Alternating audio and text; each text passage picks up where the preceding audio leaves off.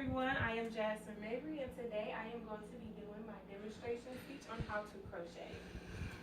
Before we begin, you're going to start off by gathering all of your materials that you need to crochet your project. You can use super bulky yarn, or you can use some little finer yarn. I'm going to use this yarn today as we do our demonstration. You want to make sure you have some scissors that'll cut your yarn as you go through. You want to make sure you have a crochet hook. There are a variety of sizes. This one is one of the larger ones. It is 11.5 millimeters, or as they would go by, a P hook. Also have a 5 millimeter hook, which is also known as the H hook. And this one here is my favorite one because I can crochet in the dark when hubby is going to sleep. And then you also want to make sure you have your crochet needle just to weave in the end pieces as you crochet. So as you do that, we're going to start by choosing the yarn, and you want to make sure you also have your pattern that you're going to follow. Myself, I am a freehand crocheter, and I don't follow a pattern. I like to make things as I go. I am going to use the 5 millimeter hook today, and before you begin, you just grab your yarn and your needle, and you want to start off by making a slip knot.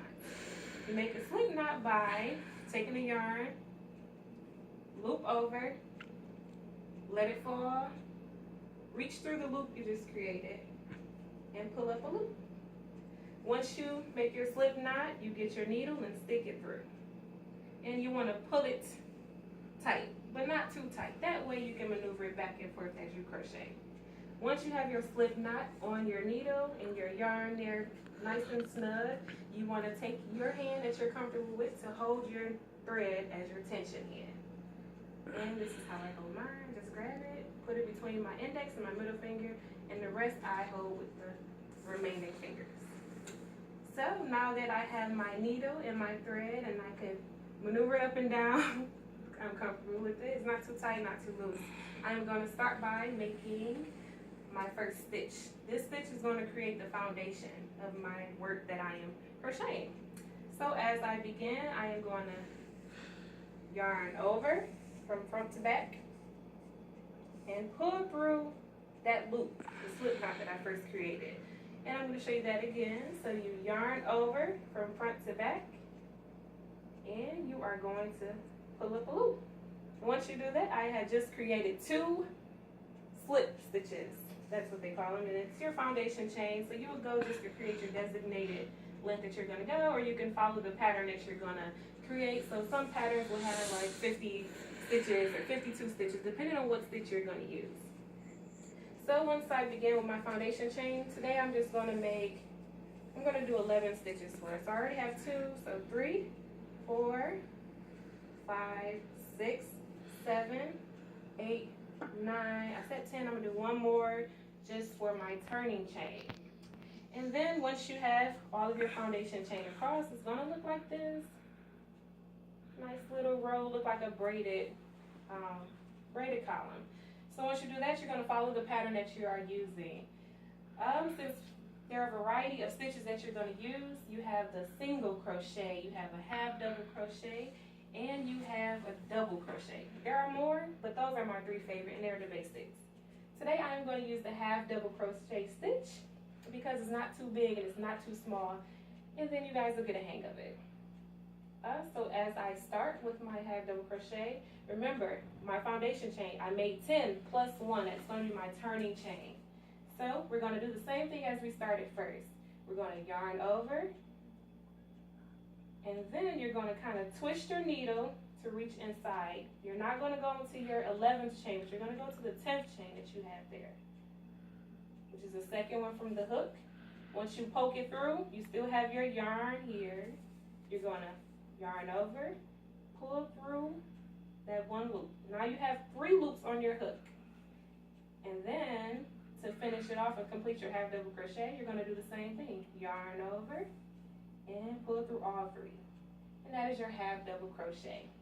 And then I'm just going to finish this out for you. Yarn over, insert your needle through that loop on your chain, pull over, have 3. Then we're going to yarn over again and pull through all 3. And that is your second half double crochet. And then you're gonna just complete it. Yarn over, insert into the next chain, yarn over, pull up, you have 3, and you're gonna pull up the rest. Then you'll just go, and I'll show you how this is just gonna gradually increase. Yarn over, insert, pull up, yarn over, and there you go. And then you're gonna yarn over again. I'm just gonna finish out this row for us so that you can get an idea of how it looks to be completed.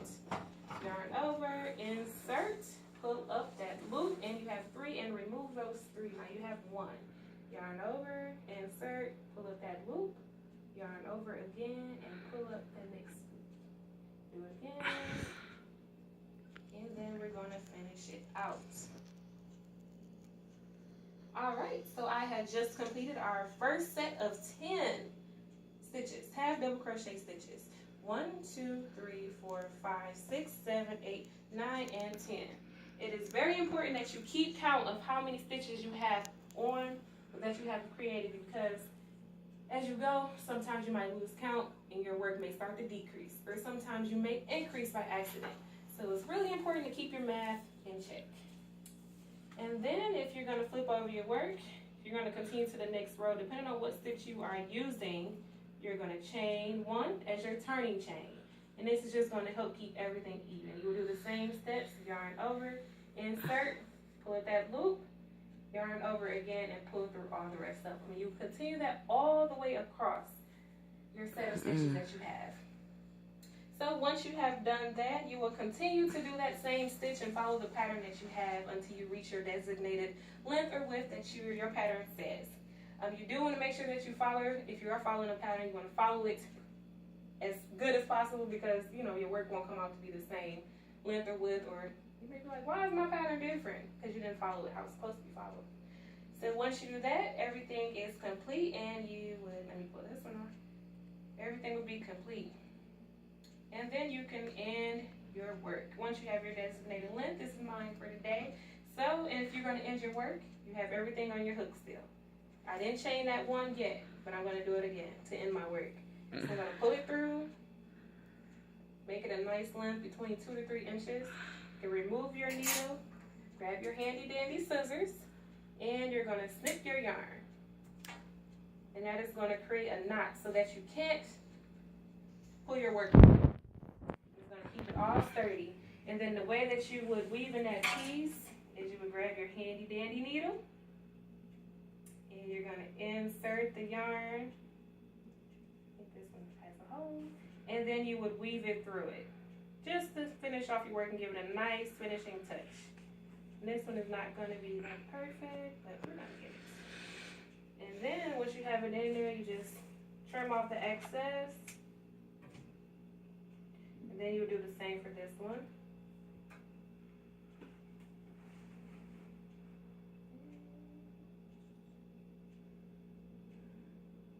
And this is like the most tedious part of crocheting, is to get that needle in there and weave in those ends so that your work can be professional and nice and clean.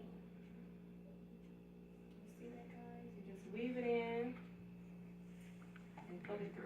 And you can take your needle and put it down, and everything is nice.